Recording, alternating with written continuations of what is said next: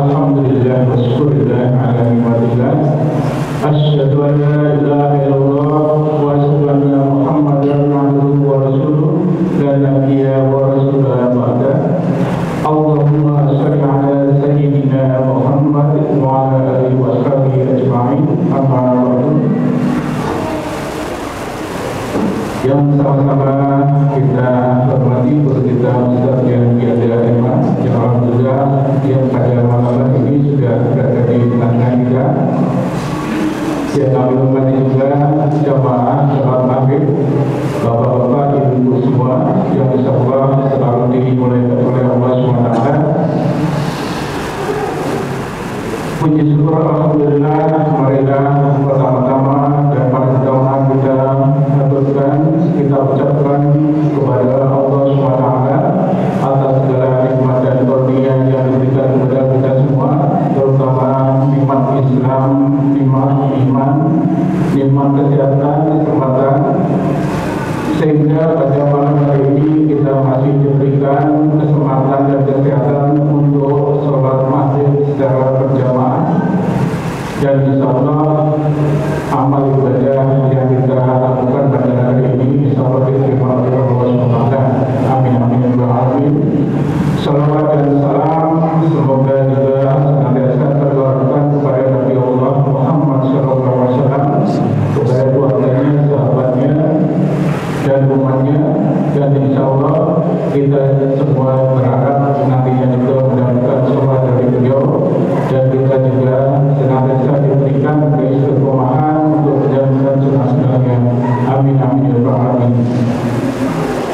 Jemaah sekalian, menjelang puasa Ramadan yang insyaallah mungkin sekitar 22 hari ya insyaallah, yang nanti insyaallah kita semua juga berharap kita masih diberikan kesempatan untuk menghadapi, untuk nanti kita bisa menjalankan amalan-amalan di bulan suci Ramadan yang penuh dengan kemuliaan dan keistimewaan.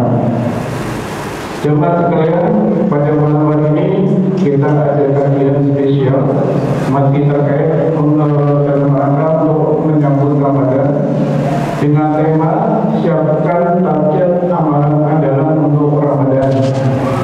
Yang tentunya nanti amalan itu adalah sangat banyak ya, yang insyaallah tadi akan dibawakan oleh guru kita Ustaz Rian Tiada Hemat. Untuk singkat waktu, marilah sebelum kajian kita mulai, kita buka dengan bacaan basmalah.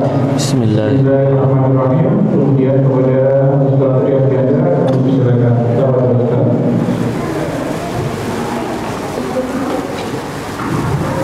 Bismillahirrahmanirrahim. Assalamualaikum warahmatullahi wabarakatuh.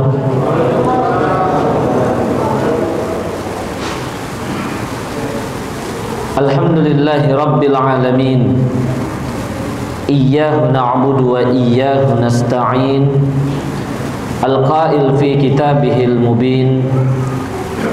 Wa nunazzilu minal qur'ani ma huwa shifaa'u wa rahmatul lil mu'minin. Wassalatu wassalamu ala habibina wa syafi'ina wa maulana Muhammadin al-mab'uts rahmatan lil alamin. Al-qail fi hadithihi man yuridillahu bihi khairan yufaqihu fid din. Wa ala alihi wa ashabihi wa atba'ihi ila yaumiddin, amma ba'd.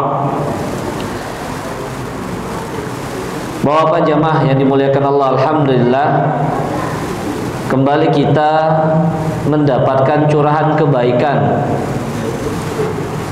dalam menjalani kehidupan sebagai hamba, dan tentu kita meyakini dan mengimani bahwa sumber kebaikan, sumber kenikmatan itu mutlak berlaku dari Allah Subhanahu wa taala.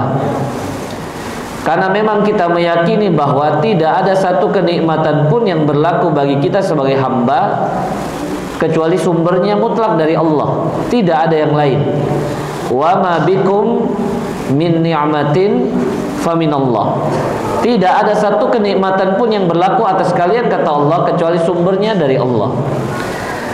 Maka tentu kita memahami bahwa ketika Allah masih curahkan kepada kita kenikmatan, maka ukuran kebaikannya adalah jika kita dapat manfaatkan itu untuk melakukan penghambaan. Karena semua kenikmatan yang Allah karuniakan bagi kita sebagai hamba, semuanya akan kembali kepada Allah dan semua itu akan dimintai pertanggungjawaban. Maka yang paling bernilai dan menjadi kebaikan adalah ketika semua kenikmatan tadi saat kita pertanggungjawabkan kepada Allah, itu benar-benar dapat kita jadikan sebagai wasilah, kita optimalkan sebagai alat dan sarana untuk mewujudkan tujuan utama Allah jadikan kita. Tujuan utama Allah cukupi kita. Dan tujuan utama tentunya Allah masih berikan karunia kehidupan bagi kita, yaitu ibadatuhu wahdah, beribadah hanya kepadanya semata. Maka alhamdulillah tentunya di tengah banyak kekurangan kita, keterbatasan kita, kesibukan-kesibukan kita, kita masih diberikan oleh Allah hidayah. Masih berlaku bagi kita inayah, dorongan, motivasi untuk melakukan ibadah, sholat berjamaah, berkumpul bersama orang-orang yang soleh. Dan tentu semakin bertambah berkah kebaikannya ketika kita mengkaji ayat demi ayat, mengkaji ilmu demi ilmu yang sumbernya dari Allah Subhanahu wa ta'ala. Maka semoga tempat yang baik di bulan yang berkah ini tentunya itu semua dapat menambah kebaikan dan keberkahan kita sebagai hamba dalam menjalani kehidupan. Dan tentu saya mendoakan kita semua, insyaallah semoga Allah berikan kepada kita kemudahan, kuatkan iman Islam dalam hati kita sehingga kita dapat terus istiqomah dalam melakukan kebaikan.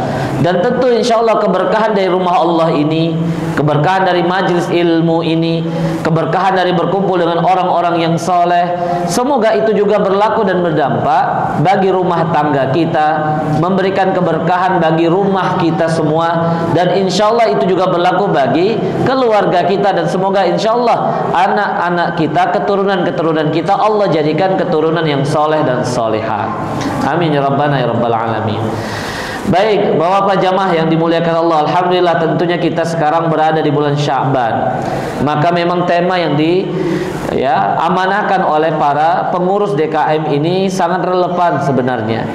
Ketika kita berada di bulan Sya'ban, dan tentu kita berharap dan memohon kepada Allah agar kita masih diberikan karunia dan kesempatan agar kita dapat berlaku dan bertemu di bulan Ramadan, bertemu di bulan yang memang Allah hadirkan untuk memuliakan kita sebagai orang-orang yang berdosa, memuliakan kita sebagai orang-orang yang memang tidak luput dari salah dan khilaf, memuliakan kita dan merahmati kita sebagai hamba-hamba yang banyak lalainya, yang banyak lupanya, yaitu bulan Ramadan.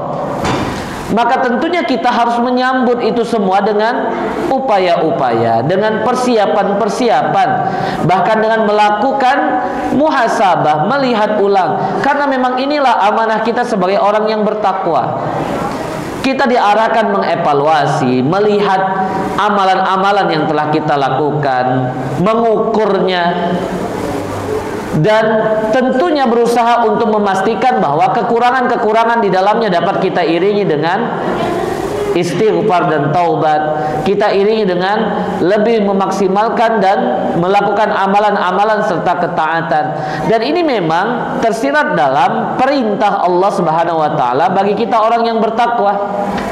Ketika Allah tekankan bagi kita wal tanzur nafsum ma qaddamat lighad, kita diarahkan untuk melihat ulang, memperhatikan kembali, mentelaah. Tentu maksudnya adalah memuhasabah amalan-amalan yang telah kita lakukan. Jangan hanya rasanya sudah berbuat,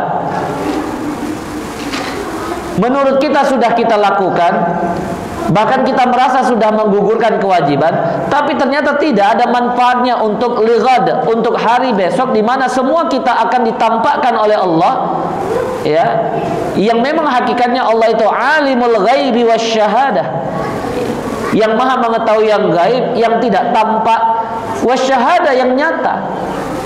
Karena memang hakikatnya itulah, ketika kita dibangkitkan nanti, semua kita akan dikembalikan kepada Allah.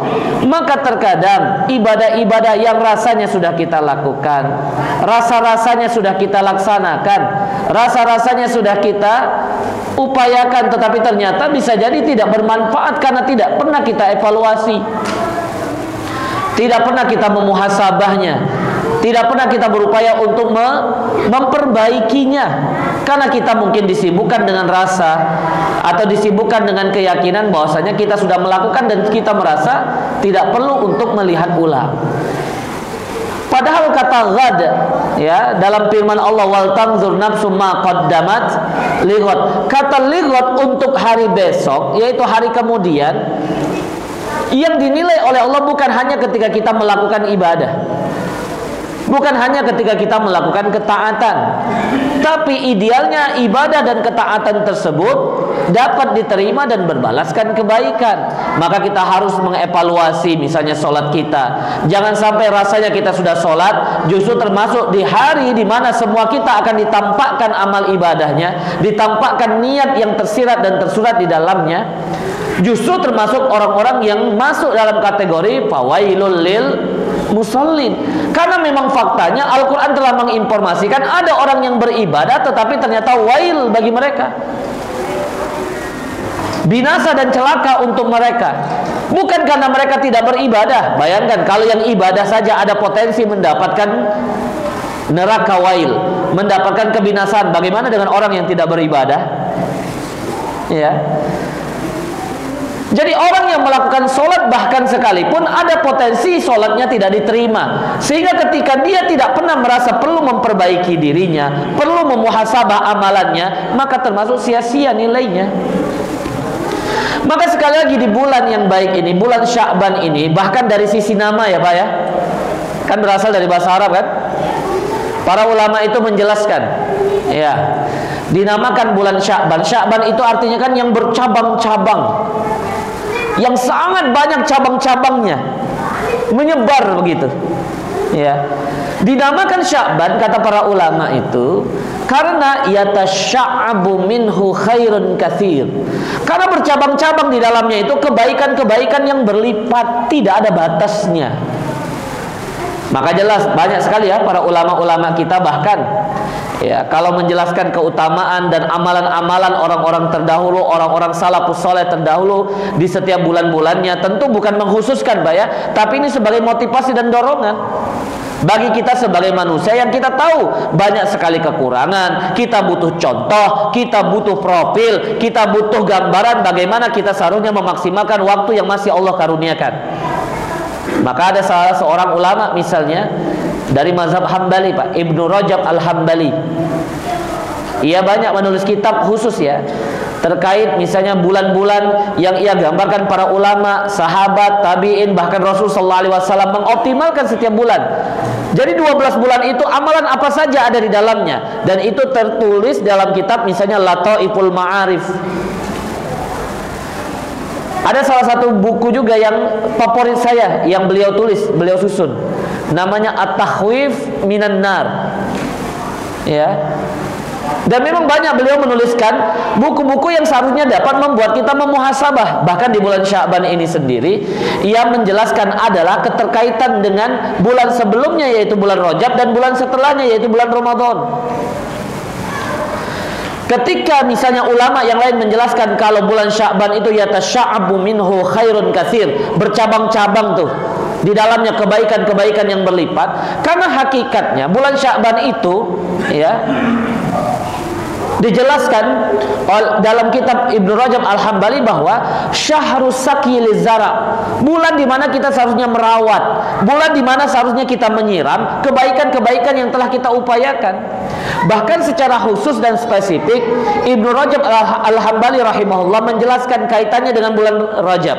Bulan Rajab itu dikatakan miftahu ashhuril khairi wal barakah. Bulan Rajab itu ya, ini tentu tajribatus sholihin ya Pak ya. Ini semacam pengalaman orang-orang yang soleh atas apa yang telah mereka amalkan, yang mereka lakukan. Tentu mereka mengamalkan satu hal, ya, justru mendapatkan semacam arahan dan pemahaman dari ilmu-ilmu informasi yang mereka dapatkan dari Allah dan Rasulnya, memahami Al-Quran, memahami Sunnah, memahami amalan-amalan para orang-orang soleh terdahulu. Maka Ibnu Rajab Al-Hambali mengatakan, bulan Rajab itu hakikatnya adalah miftah, kunci untuk mendapatkan semua kebaikan-kebaikan di bulan-bulan yang lainnya, termasuk bulan Ramadan. Ya, kenapa? Karena memang faktanya ada orang-orang yang merasa nanti deh di bulan Ramadan kita mulai, nanti deh bulan Ramadan kita lakukan. Ternyata datang kepadanya bulan Ramadan, berjalan seperti bulan-bulan dan hari yang lainnya, berjalan seperti jam, ya, seperti jam dan detik yang sebelum-sebelumnya, ya, diawali dengan terbitnya matahari lalu tenggelamnya, seperti biasa bergantinya siang dan malam, berakhirnya bulan Ramadan qabla ayyuh faralahu, kata Rasulullah. Tapi dosanya tidak terampuni. Dan ini Rasulullah secara jelas mengatakan, raghima anfu rajulin, celaka seseorang di antara kalian, kata Rasulullah, dakhala alaihi Ramadan, datang kepadanya bulan Ramadan, tiba untuknya bulan Ramadan, sumang salakha, lalu berakhir bulan Ramadan itu qabla ayyuh faralahu, sedangkan dosanya belum terampuni. Kan rugi, Pak. Jadi memang kuncinya dimulai dari bulan Rajab, sedangkan bulan, ya, Sya'ban yang kita sekarang berada di dalamnya ini idealnya adalah bulan di mana kita merawat, karena akan bercabang kebaikan-kebaikan itu, dan semakin kuat ketika cabangnya nanti, ya, banyak, sehingga harapannya di bulan Ramadan kita akan sangat maksimal dalam mengoptimalkan dan mengupayakan potensi kita sebagai hamba untuk menjemput ampunan dan kelipatan ganda pahala. Jadi Bapak yang dimuliakan Allah, yang dicintai Allah Subhanahu wa taala. Jadi bulan Sya'ban ini sangat mulia lah tentunya. Maka mungkin, ya, mungkin itu tentu kita tidak mengkhususkan, tapi itu mungkin orang-orang terdahulu itu mengingatkan kita. Misalnya istilah saja sebenarnya ada kalimat nisfu Sya'ban, pertengahan bulan Sya'ban. Sebenarnya terlepas dari perdebatan di dalamnya, kita hanya diingatkan, setengah bulan lagi loh bulan Sya'ban, dan jangan sampai tanpa persiapan, jangan sampai tanpa, ya, perbaikan-perbaikan, khususnya perbaikan niat, karena poinnya dan fakta hati kita ini terus berbolak-balik, Pak. Iya kan? Ketika hati kita ini berbolak-balik sedangkan iman ada di dalamnya, ya, sedangkan ikhlas bersumber darinya. Ikhlas itu tempatnya adalah hati. Faktanya hati kita berbolak-balik. Ketika kalimat nisfu Sya'ban itu kita daripada misalnya, ya, fokus kepada hal yang berbeda, lebih fokus kepada 15 hari lagi atau setengah bulan lagi. Jangan sampai kita belum memantapkan hati, belum melatih niat-niat kita, sehingga nanti ketika bulan Ramadan tiba, Allah berikan umur dan kesempatan bagi kita, justru kita tidak dapat bersiap dan melakukan apa-apa. Kan itu, ya Pak, ya, faktanya. Baik, jadi seharusnya kita harus menyambut Ramadan itu dengan kegembiraan, dan kegembiraan itulah yang diistilahkan nih, materi yang diamanahkan untuk saya itu tarhib. Iya, pakai hak, ya Pak, ya. Kalau pakai hak beda maknanya. Bahasa Arab tuh begitu, ya. Kalau tarhib pakai hak itu artinya ancaman. Kalau bahasa kita nakut-nakutin gitu, ya. Ya, takhwif artinya. Kalau tarhib pakai hak, kan ada kita istilah marhaban. Jadi kita betul-betul menyambut dengan hangat, itu artinya, Pak. Kita menyambut dengan bahagia. Bagaimana mungkin kita tidak bahagia kedatangan bulan Ramadan sedangkan kita ini pendosa? Enggak logik dan tidaklah berakal bagi kita yang banyak salahnya, ibadah tidak maksimal, dosanya banyak, kesempatan taubat kadang-kadang jarang, zikirnya kurang, ibadahnya tidak khusyuk, istiqomahnya sulit. Iya kan? Lalu ketika tiba bulan Ramadan kita tidak bahagia. Padahal saya sudah sampaikan, ya Pak, ya, di tahun sebelumnya bahkan, kalau dari sisi nama pun para ulama tafsir, misalnya Imam At-Tabari telah menjelaskan kata Ramadan itu, kata para ulama, berasal dari kata ar-ramad atau romdo, yang dua maknanya itu mirip. Romad itu artinya yang membakar, romdo itu terik matahari yang sangat amat panas. Karena kata para ulama dinamakan Ramadan karena hakikatnya Allah hadirkan untuk membakar kesalahan dan dosa-dosa kita. Iya, bahagia harusnya kita, Pak. Iya kan? Makanya kita harus menyambutnya dengan upaya. Jangan sampai Allah sudah hadirkan kesempatan bagi kita, tapi kita nggak tahu diri, tapi kita merasa tidak membutuhkan, tapi kita merasa bahkan kita tidak punya hajat. Padahal hajatan terbesar kita adalah Allah karuniakan dan kesempatan untuk bertemu di bulan Ramadan. Mengapa? Karena kita sadar amalannya banyak kurangnya, niatnya banyak ya berbolak-balik. Terlepas dari ya ini kita lebih banyak misalnya berdebat dibandingkan kita tajdidun niyah. Kata para ulama kan niat itu Pak harus terus kita perbaharui. Kalau bahasa ininya tajdid itu di-update, di-upgrade gitu kira-kira, ditingkatkan. Jangan sampai keliru, karena memang semua kebaikan-kebaikan itu balasannya tergantung dengan apa yang kita niatkan. Ini sudah selesai, innamal a'malu bin niat. Jangan sampai fisiknya sholat, jangan sampai lisannya berucap, jangan sampai melakukan kebaikan tapi niatnya bukan karena Allah. Nah, yang harus kita tekankan bahwa niat ini sangat penting, maka harusnya kita perbaiki. Tetapi terkadang kita lebih banyak debat masalah ini niat dilapaskan atau enggak ya. Habis Pak umur kita. Iya kan? Kita masih disibukkan dengan hal-hal yang bahkan tidak ada manfaatnya bagi kita pribadi. Padahal para asatis, para ustadz, para ulama, bahkan jangankan ustadz-ustadz sekarang, para ulama terdahulu dari 4 mazhab itu sudah punya pandangan terkait misalnya melapaskan niat ya. Jadi Bapak-bapak yang dimuliakan Allah, jadi kita ya logikanya kita merasa bahwasanya kita yang sangat membutuhkan bulan Ramadan, maka kita sambut dengan sangat semangat. Itu makna tarhib Ramadan. Ini istilah tapi mengingatkan kepada kita. Lalu kalau kita tanya, loh kenapa bahagia kalau Ramadan tiba? Ya, kenapa berbahagia? Karena tadi fakta-faktanya kita ini dosanya banyak, maksiatnya tidak terbendung, bahkan dalam ibadah, dalam ketaatan, bahkan dalam sholat, dalam sujud sekalipun tanpa kita sadari ada saja kesalahan yang membersamai. Ya, maka poinnya adalah kita sangat butuh bulan Ramadan. Maka menjadi hal yang sangat membahagiakan kalau umur kita disampaikan dengan bulan Ramadan. Maka saya doakan insya Allah kita semua Bapak, Allah sampaikan umur kita sampai bulan Ramadan.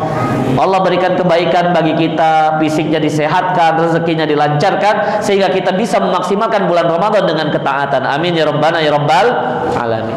Baik Bapak yang dimuliakan Allah ya. Kalau kita misalnya kembali ke bulan Sya'ban yang masih kita berada di dalamnya, sebelum kita ya tentu ya saya akan mengulang saja. Tentunya insya Allah Bapak-bapak sudah mengetahui amalan apa yang harus dioptimalkan, tapi saya akan sampaikan berikut contoh-contoh dari orang-orang soleh terdahulu sehingga ini memotivasi kita ya Pak ya. Dan paling tidak sudah kita niatkan, niat itu sudah tercatat sebagai ibadah, karena niat itu sendiri ya, niat itu sendiri adalah kebaikan. Niat itu sendiri adalah ibadah ya kan. Maka sudah akan diberikan balasan. Jadi memang kebaikan dari bulan Sya'ban itu sendiri, kata para ulama, terkhususnya ketika misalnya Allah turunkan surat Al-Ahzab ayat 56 Pak. Ini bentuk karunia bagi kita. Jadi bulan Sya'ban itu memang bulan yang banyak kebaikannya. Di antaranya ketika Allah karuniakan kepada kita misalnya salah satu ibadah yang dapat membuat kita memperoleh 10 kali lipat kebaikan. Apa itu? Innallaha wa malaikatahu yusalluna 'alan nabi. Jadi para ulama sepakat, salah satunya misalnya Syekh Muhammad Wassam, salah satu mufti ya, ulama dari Darul Ifta Mesir, beliau menyampaikan bahwa para ulama ya mengingatkan kalau ayat itu diturunkan di bulan Sya'ban. Jadi memang di antara amalan yang terus harus kita berlakukan adalah salah satunya memperbanyak salawat kepada Rasul sallallahu alaihi wasallam. Mengapa Pak? Karena memang Rasul sallallahu alaihi wasallam, jadi ada salah satu kisah ya, ketika Rasul sallallahu alaihi wasallam itu berjalan bersama misalnya dengan Abdurrahman bin Auf radhiyallahu an. Jadi memang Abdurrahman itu di antara sahabat yang paling sering membersamai Rasulullah, jalan bersama dengan Rasulullah. Ketika jalan bersama dengan Rasul sallallahu alaihi wasallam, suatu ketika Rasulullah itu sujud Pak. Dan sebenarnya para sahabat itu tidak heran, karena sering Rasulullah itu bersujud sebagai bentuk tanda syukur, atau bersujud ketika mendapatkan ya hal-hal yang dianggap adalah kebaikan. Satu ketika Abdurrahman itu sujud, Rasulullah SAW itu sujud, dilihat oleh Abdurrahman bin Auf radhiyallahu anhu. Tapi sujudnya itu sangat panjang. Saking panjangnya Abdurrahman khawatir terjadi hal yang membahayakan bagi Rasul sallallahu alaihi wasallam. Maka diintiplah oleh Abdurrahman. Ketika itu Rasulullah menyadari, ya, maka Rasulullah angkat kepalanya dan mengatakan, "Ada apa wahai Abdurrahman?" Lalu Abdurrahman sampaikan apa yang ia maksud. Sehingga Rasulullah SAW menjelaskan apa sebab panjangnya sujud kali itu dilakukan oleh Rasulullah SAW. Rasul sampaikan, "Inna Jibril alaihi salam atani." Sesungguhnya Jibril alaihi salam mendatangiku, kata Rasulullah. Fabasyarani, dan memberikan informasi mengembirakan begitu. Faqal, dia menyampaikan, innallaha azza wa jalla yaqul, Allah subhanahu wa ta'ala menyampaikan, berfirman, man shalla alaika shallaitu alaihi. Barang siapa yang bersalawat kepadamu wahai Muhammad, aku akan bersalawat untuknya. Tentu salawatnya Allah adalah rahmat, salawatnya Allah adalah maghfirah, ampunan. Wa man sallama alaika sallamtu alaihi. Barang siapa yang mengucapkan salam untuk wahai Muhammad, maka aku akan mengucapkan salam baginya. Ya, maka kata Rasulullah SAW, fasajadtu lillahi azza wa jalla syukran. Maka aku sujud kepada Allah azza wa jalla sebagai bentuk terima kasih. Ya, bahkan banyak Pak ya, riwayat yang lain Rasulullah SAW menyampaikan, semua nabi itu punya doa pamungkas, doa yang diijabah terakhir gitu Pak ya. Maka Rasulullah gunakan doa itu untuk memberikan kebaikan berupa ya rahmat kepada umatnya. Jadi Bapak yang dimuliakan Allah, yang cintai Allah, maka itu hadis yang diriwayatkan oleh Imam Ahmad dan Imam Hakim dalam kitab Mustadrak ya, tadi cerita tadi. Maka semoga ini membuat kita memulai bulan Sya'ban ini, terlepas ya kita hilangkan perbedaan-perbedaan, tetapi kita lebih memperbanyak mengucapkan nama Muhammad sallallahu alaihi wasallam dalam rangkaian Allahumma sholli ala Sayyidina Muhammad. Nah, nanti debat lagi nih Pak masalah Sayyidina dipakai atau enggak saat itu ya. Ya, jadi akhirnya nggak selawat kita. Ya. Baik Bapak-bapak jamaah yang dimuliakan Allah, karena kita masih di bulan Sya'ban, banyak sekali sebenarnya amalan-amalan yang bisa kita upayakan untuk kita siapkan di bulan Ramadan. Banyak ya Pak ya. Kita ambil contoh saja amalan dari para sahabat ya Pak ya. Yang tentu para sahabat ini kan memperhatikan apa yang diamalkan dan juga memahami apa yang disampaikan oleh Rasulullah SAW. Mereka lah generasi terbaik yang melihat langsung, lalu melanjutkan dan mengoptimalkan amalan-amalan yang dilakukan oleh Rasulullah. Tentu di antara amalan yang pertama mungkin saya langsung ingin sampaikan ya, karena menyesuaikan waktu kita, yang harus kita siapkan ya sampai semoga ya tentunya rezekinya diperluas ya. Salah satunya adalah sedekah tentunya. Dan sedekah di antara sedekah yang terbaik adalah di bulan Ramadan, kata Rasulullah SAW dalam hadis yang sahih. Ya, infak yang terbaik di antaranya yang dilakukan di bulan Ramadan. Dan di antara amalan yang lebih spesifik di bulan Ramadan, infak dan sedekah yang lebih spesifik di bulan Ramadan, yang pernah saya sering sampaikan adalah it'amut ta'am, memberikan makan. Jadi memang sedekah memberikan makan ini adalah amalan bahkan dari generasi terbaik terdahulu Pak. Banyak sekali contohnya. Jadi kalau it'amut ta'am itu para sahabat itu ya memberikan makanan berbuka, dan tentu makanan sahur itu bagian dari qiyamul lail, bagian dari amalan-amalan yang dilakukan pada malam hari. Kita sudah pernah jelaskan ya Pak ya, qiyamul lail itu lebih umum dibandingkan tahajud. Betul kan? Kadang-kadang kita memahami qiyamul lail itu sholat saja, tidak Pak. Qiyamul lail itu semua amal ibadah yang dilakukan pada malam hari, zikirnya. Jadi kalau setelah tenggelamnya matahari itu ya, kita tidur ataupun tidak, nggak jadi syarat tuh. Kalau kita berzikir, baca Quran, istighfar, berbuat baik, ya melakukan kebaikan-kebaikan, itu maka akan bernilai qiyamul lail. Kalau tahajud adalah dikhususkan untuk melaksanakan ibadah sholat yang memang diawali dengan tidur, kata para ulama, walaupun hanya sebentar. Ya, walaupun hanya sebentar. Misalnya bapak lagi nunggu istrinya menyiapkan makanan, tertidur di depan televisinya lalu terbangun, ya. Nah, ketika sholat maka nilainya sudah tahajud tentunya. Walaupun sejenak ya Pak. Jadi semua kebaikan yang dilakukan di bulan Ramadan termasuk memberikan makanan sahur itu juga adalah bagian dari qiyamul lail, kebaikan.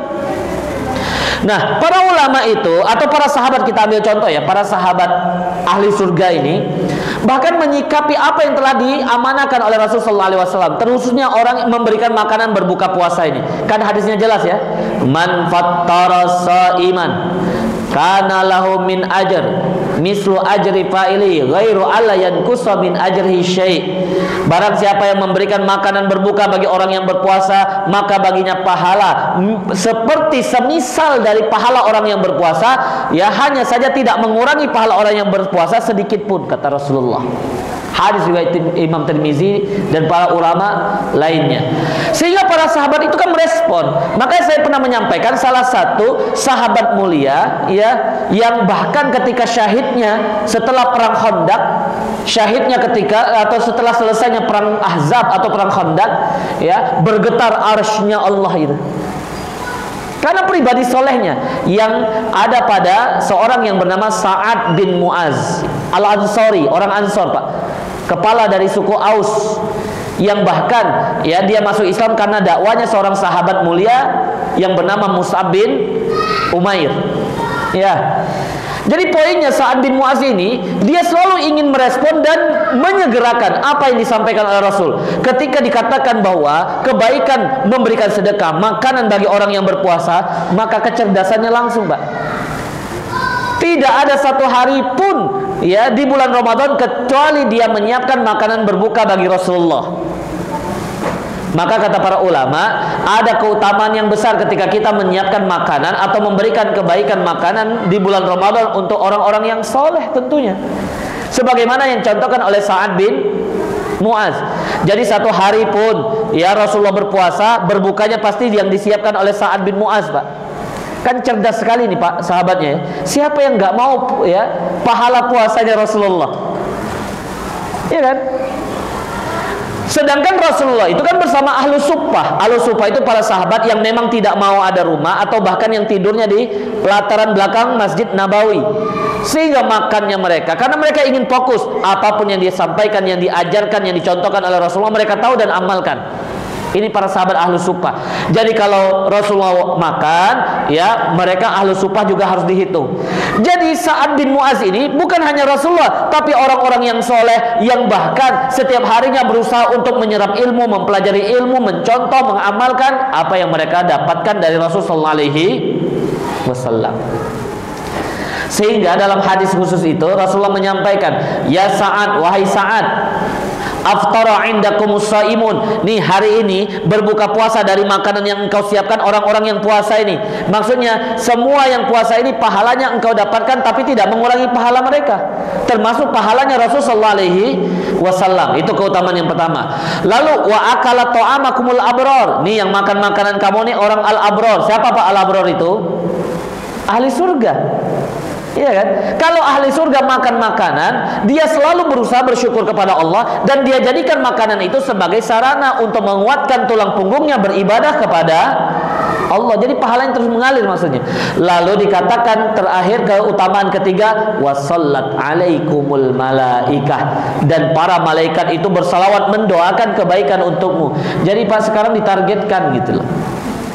Ya, kira-kira ya selama bulan Ramadan mungkin nggak siapkan satu paket, nggak mesti harus banyak kan, tapi sudah disiapkan dari sekarang. Kalau kita untuk kesehatan kita, untuk masa tua kita insya Allah ya kan, dan itu tidak masalah maksud saya Pak ya.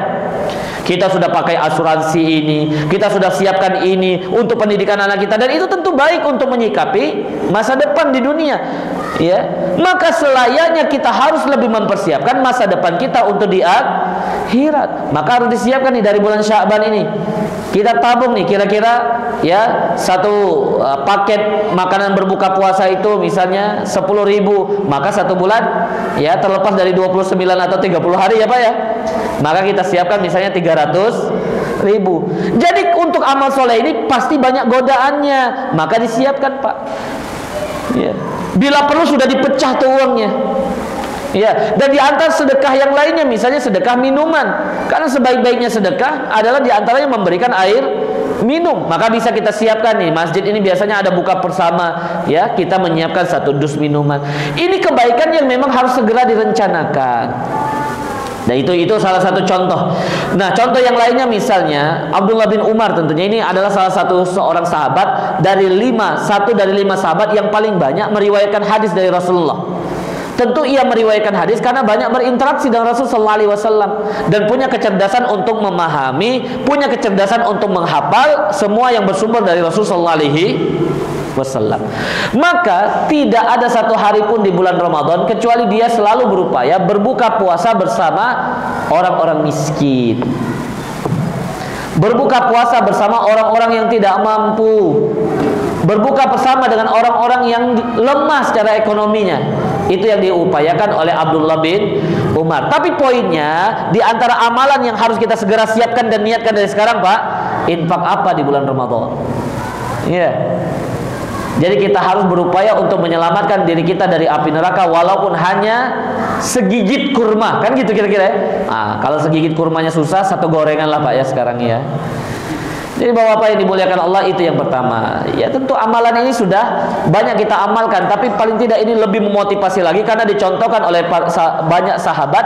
Ya kita ambil 2 contohnya tadi. Di antaranya ada sahabat yang bahkan ketika syahidnya kata Rasulullah, ihtazza arsyur rahman li mauti Sa'ad. Bergetar arsy-nya Allah karena wafatnya Sa'ad. Bahkan dalam riwayat Rasulullah mengatakan, segera mandikan saudaramu, jangan sampai diambil oleh malaikat dan dimandikan seperti Hanzalah.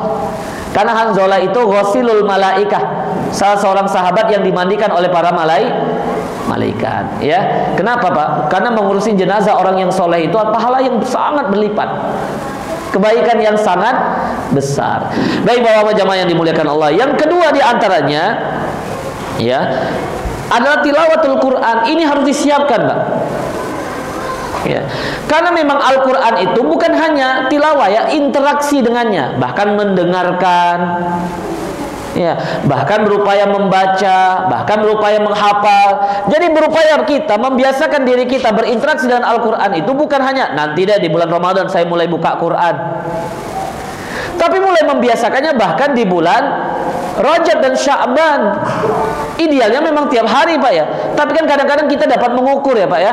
Kalau kita baca Al-Quran kadang-kadang baru 1 halaman udah rasanya kenyang banget Pak. Rasanya udah lama sekali gitu. Berbeda ketika kita scroll media sosial. Apalagi kalau yang kita baca adalah perdebatan, fakta, rumor gitu kan, yang justru dapat kadang-kadang menghabiskan waktu kita. Tapi kalau baca Al-Quran sulit kadang-kadang istiqomah untuk bahkan 1 halaman di setiap harinya.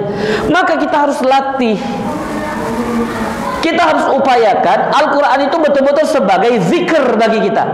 Jadi ketika misalnya Allah sampaikan dalam surat Yasin ya Pak ya, wa ma 'allamnahu syi'ra wa ma yanbaghi lah in huwa illa dzikru wa qur'anum mubin.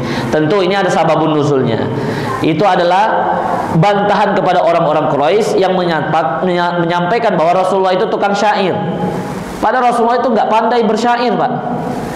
Yang pandai bersyair itu justru adalah Abu Bakar kalau dari golongan kaum muslimin.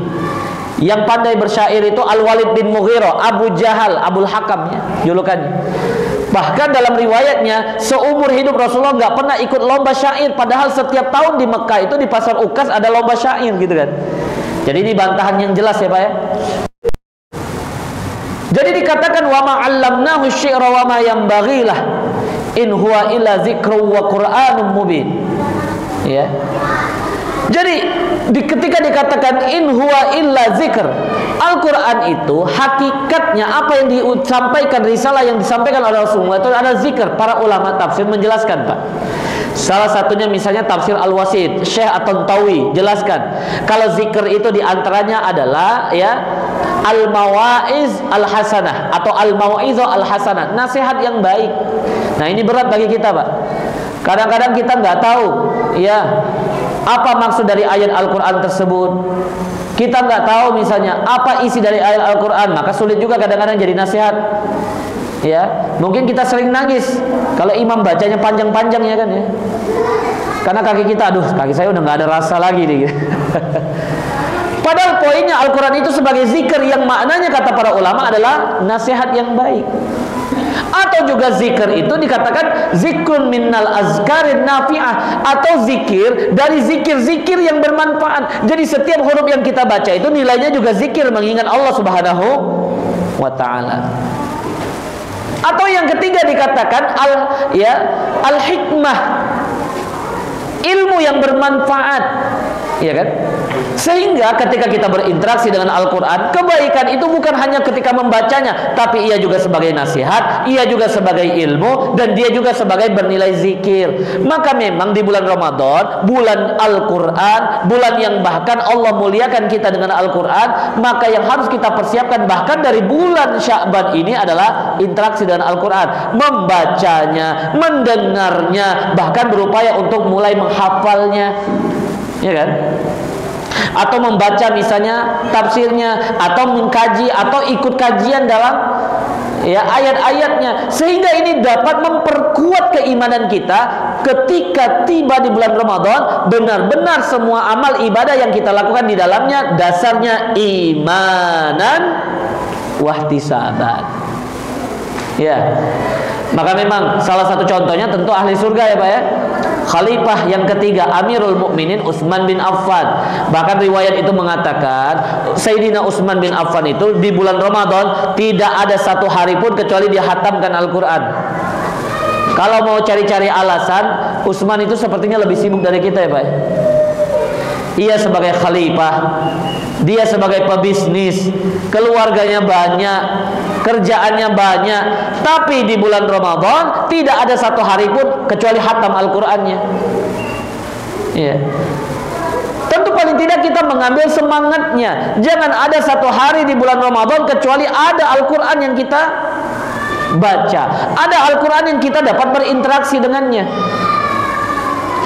Karena memang Al-Quran ini alarm Pak bagi diri kita, pengukur bagi diri kita, pengingat ya, hati kita ini, hati kita yang menjadi tempat niat yang baik, tempat keikhlasan, tempat yang berhusnuzan dan ridho akan ketetapan Allah, tempat untuk bersabar, tempat untuk berpositif thinking dan sebagainya.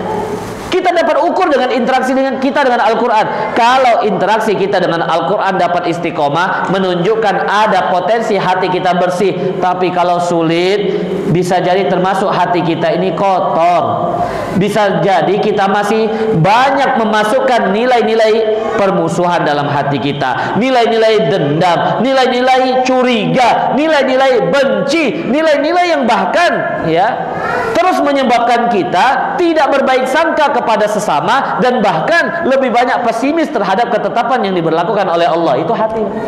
Maka Sayyidina Utsman bin Affan itu pernah menyampaikan begini, lau taharat qulubuna masyabi'at min kalamillah. Kalau memang hati kita itu bersih, kita nggak akan pernah merasa cukup dari tidak pernah merasa cukup dari ayat-ayat Allah Subhanahu wa ta'ala. Jadi ini untuk alat ukur kita Pak, jangan ukur orang lain. Karena kita itu diarahkan untuk mengevaluasi amalan kita, bukan amalan orang lain. Ini kadang-kadang tuh Bapak itu balas baca Quran, kotor tuh hatinya. Padahal ini justru untuk mengukur amalan diri kita, agar kita dapat mensucikan hati kita, membersihkannya. Baik, di antara yang selanjutnya tentunya adalah zikir ya Pak, istighfar dan berzikir. Dan ini juga pernah saya sampaikan misalnya di bulan Ramadan yang lalu, di antara para amalan sahabat Rasul sallallahu alaihi wasallam itu beristighfar dan berzikir. Salah satunya contoh yang dilakukan oleh Ibnu Umar sebelum berbuka puasa. Karena kan berbuka puasa itu atau momentum yang diijabahkan doa dan permohonan itu adalah sebelum berbuka puasa, atau momen ketika kita akan iftar gitu ya Pak. Jadi dimaksimalkan. Maka Abdullah bin Umar yang sangat tahu akan amalan Rasulullah, dia selalu mengamalkan kalimat ini sebagaimana yang diriwayatkan oleh Imam Al-Baihaqi, ya wasi'al maghfirah ighfirli. Ya Allah yang maha luas ampunannya, ampuni aku ya Allah. Jadi jangan debat, Ustadz kalau bukan niatnya apa? Saya dengar-dengar Allahumma lakasumtu itu nggak ada riwayatnya. Ini doa Pak. Dibandingkan kita banyak berdebat masalah itu, banyak baca istighfar yang dicontohkan oleh para sahabat. Salah satunya adalah Abdullah bin Umar. Perbanyak baca istighfar, ya wasi'al maghfirah ighfirli, ya wasi'al maghfirah ighfirli. Makanya sekarang disampaikan kepada istrinya, keluarganya, diajak bersama. Jangan sampai mendekati berbuka puasa justru disibukkan. Bahkan istilahnya ada ngabuburit tuh Pak ya, habis waktunya. Padahal waktu itu adalah waktu-waktu di mana kita seharusnya bersyukur, karena waktu itu adalah waktu diijabah semua harapan dan doa kita. Dan di antara doa yang dicontohkan oleh para sahabat ahli surga adalah memperbanyak istighfar. Ya tentu nggak harus hanya istighfar seperti ini, apapun yang kita bisa. Bahkan kalau bisa panjang ya sayyidul istighfar ya Pak ya. Contoh lagi misalnya yang dicontohkan oleh Abdullah bin Amr bin As.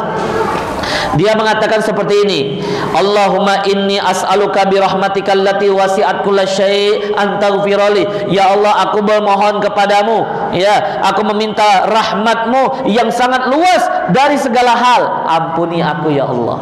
Nah itu ya riwayat Ibnu Majah. Jadi Bapak ini muliakan Allah, poinnya adalah kita sudah mulai sekarang. Misalnya Bapak sesuaikan ya, oh berarti sebelum azan maghrib saya sudah biasakan beristighfar kepada Allah. Bukan mengkhususkan Pak, tentunya, tetapi kita berupaya untuk istiqomah dalam melakukannya. Agar harapannya apa? Ketika kita sudah mulai di bulan Sya'ban, kebaikannya jadi bercabang sehingga semakin kuat motivasi kita, lalu di bulan Ramadan dapat lebih maksimal dan optimal. Itu ya. Masih banyak sebenarnya, tapi waktu udah habis nih. Ya, makanya 3 itu dulu Pak ya. Diniatkan dari sekarang, sedekahnya mau berapa gitu kan ya. Disiapkan dari sekarang, bahkan diajak ya. Bahkan ketika kita saling memberi tetangga juga berpahala Pak. Iya. Kalau Bapak lihat, wah tetangga saya ya udah masak lebih dikit dikasih ke mereka, saling memberi. Kita dapat pahala beliau, beliau dapat pahala kita, dan itu tidak mengurangi pahala masing-masing. Tapi maksudnya diniatkan, direncanakan ya. Lalu yang kedua, interaksi dengan Al-Qur'an. Maka dari sekarang buat ya kesepakatan dengan keluarganya, karena rumah itu idealnya adalah tempat di mana kita memulai dan di mana kita menjaga ketaatan yang kita lakukan. Karena amanah terbesar kita adalah keluarga. Qu anfusakum wa ahlikum naro. Jadi dibuat tuh Pak dari sekarang, semacam dibiasakan. Kira-kira ada waktu khusus di mana semua keluarga kita, kesibukannya apapun, handphonenya dilepas, semuanya dilepas, pegang Quran misalnya. Bagus. Yang ketiga tadi apa?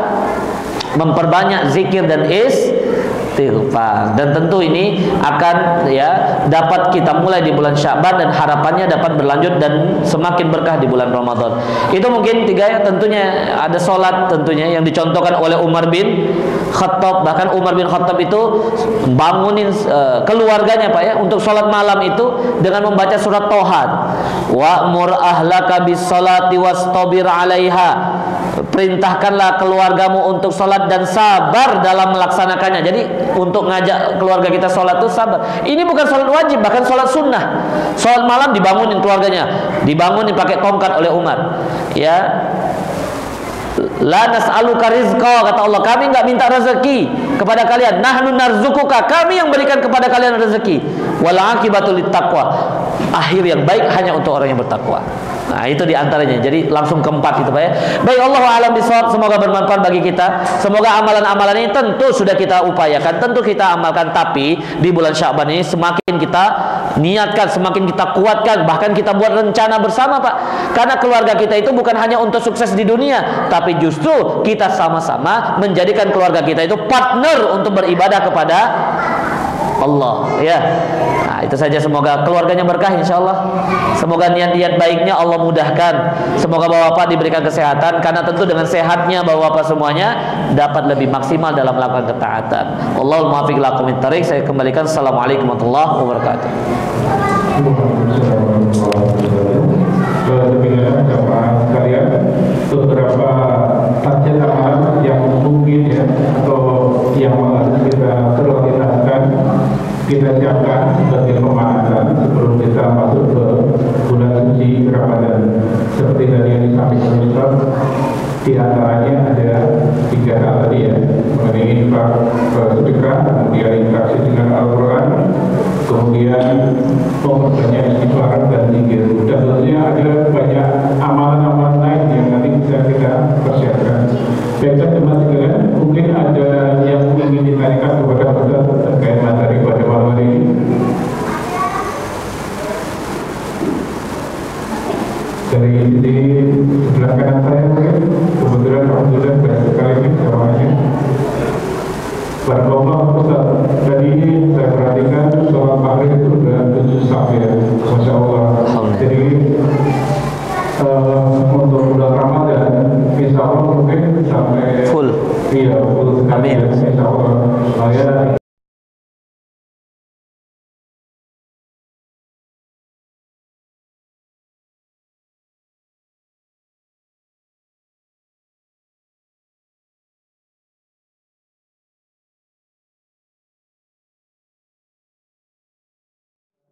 dengan amalan ya Ustaz ya, amalan itu kan kita nggak tahu ya amalan kita itu diterima sama Allah atau tidak. Tapi tentunya dengan niat yang ikhlas dari kita sangat berharap segala amalan kebaikan kita itu diterima oleh Allah Subhanahu wa Ta'ala, dan segala hal-hal yang kurang baik atau dosa atau kesalahan kita juga diampuni oleh Allah Subhanahu wa Ta'ala, sehingga kita nanti juga bisa memaksimalkan keistimewaan di bulan Ramadan.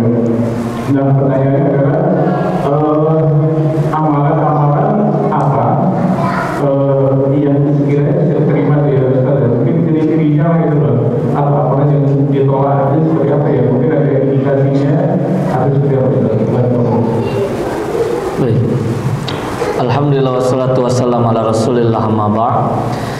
Baik, yang pertama, setiap amal ibadah itu tugas dan tanggung jawab kita adalah berupaya untuk mengevaluasi.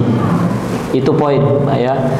Maka ciri-ciri dari amal ibadah yang diterima adalah ketika kita berusaha untuk melihat ulang dan memperbaiki serta meningkatkannya. Nah, itu. Jadi kalau amal ibadah itu diterima oleh Allah, salah satunya ya upaya kita semakin ingin memperbaiki dan meningkatkan kualitasnya. Dan kita terus merasa bahwasanya tanggung jawab yang paling besar bagi kita adalah memperbaiki pelaksanaannya. Itu diantara ciri-ciri. Yang selanjutnya adalah ya kita berupaya untuk memastikan bahwa setiap amal ibadah yang kita lakukan ya, yang kita ketahui bisa jadi banyak kekurangan di dalamnya, banyak kesalahan di dalamnya, maka amalan yang terbaik salah satunya adalah amalan yang ditutup dengan permohonan kepada Allah Subhanahu wa Ta'ala. Dan ini dicontohkan oleh Nabi Yuna Ibrahim alaihissalam dan Ismail ya Pak ya.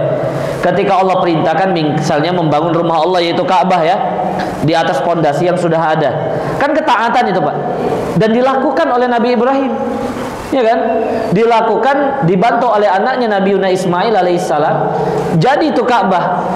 Tetapi di antara amalan yang diterima adalah salah satunya dicontohkan oleh Nabi Ibrahim justru adalah dengan tanda ia terus memohon kepada Allah, meminta agar amal ibadahnya diterima. Karena sadar kita kadang-kadang ibadah kita itu diterima bukan karena hebatnya kita dalam melakukan, bukan karena hebat dan tuntasnya kita dalam melaksanakan.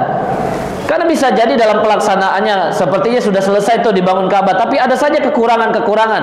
Maka kita memohon kepada Allah, karena hakikatnya amalan itu diterima dengan rahmatnya Allah. Sehingga Nabi Ibrahim mencontohkan kan, Rabbana taqabbal minna. Itu amalan Pak yang bisa kita lakukan. Kenapa? Karena yang dilakukan oleh Nabi Ibrahim adalah uswatun hasanah. Selain Nabi Muhammad di dalam Al-Quran, Nabi Ibrahim dan keluarganya itu Allah jadikan sebagai uswatun hasanah.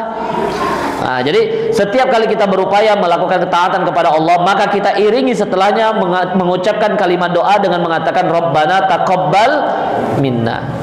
Yang ketiga, di antara hal yang tentu ini bagian dari mengevaluasi diri kita ya Pak. Di antara tanda amal ibadah kita itu diterima, itu kita dapat ya melakukan kebaikan yang lebih atau istiqomah melakukan kebaikan dalam arti kebaikan yang kita lakukan mencegahkan kita dari kemungkaran. Kan itu idealnya. Salat itu dapat diterima atau ciri-ciri salat itu diterima oleh Allah kalau dengan salat dapat mencegahkan kita dari perbuatan keji dan mungkar. Dikatakan keji karena keburukan ya, yang bisa jadi hanya berlaku bagi dirinya Pak. Perbuatan itu buruk walaupun tidak merugikan orang lain. Perbuatan itu sangat tidak baik walaupun dianggap nggak ada yang merugikan orang lain. Kan itu. Kalau mungkar sudah buruk dan merugikan orang lain. Jadi sebenarnya kita jadikan amal ibadah itu sebagai alat untuk mengukur. Bahkan kata para ulama, kalau satu malam saja kita sulit melakukan ibadah sholat malam, misalnya ya, walaupun 2 rakaat, diperhatikan, bisa jadi ada dosa yang belum kita iringi dengan istighfar, bisa jadi ada dosa yang belum terampuni, karena hakikatnya dosa itu yang menjadi penghalang untuk kita dapat istiqomah melakukan amal kebaikan. Berarti kan sulit diterima. Iya. Jadi Bapak yang dimuliakan Allah, itu diantara ya Pak ya. Jadi maksudnya semua fakta-fakta tadi itu adalah untuk mengukur dan mengevaluasi diri kita, bukan menilai orang lain. Ini yang harus kita pahami dan harus kita camkan ya, kira-kira tanamkan dalam hati kita, bahwa semua ayat-ayat Al-Quran itu sebagai zikir penasihat untuk kita, bukan untuk mengukur kalau kita lebih baik dibandingkan yang lainnya. Bahaya ini Pak. Kalau setiap kali amalan kita untuk mengukur saya lebih baik dari yang lainnya, iblis juga ibadah sebelumnya Pak. Tapi karena keangkuhannya sehingga menghalangi dia untuk melakukan ketaatan kepada perintah Allah, yaitu sujud kepada Adam. Jadi Bapak yang dimuliakan Allah, itu diantara amalan yang terima. Tentunya kita terus berharap ya, dan memperbaiki ya. Kalau ada kesalahan kita iringi dengan kalimat yang menyempurnakannya ya, dengan ampunan, yaitu istighfar. Allahu a'lam bishawab. Mungkin 3 itu ya Pak. Baiklah jemaah sekalian, insyaallah ilmu yang kita terima pada malam ini akan memberikan peserta kita semua. Baiklah, sepertinya sudah tidak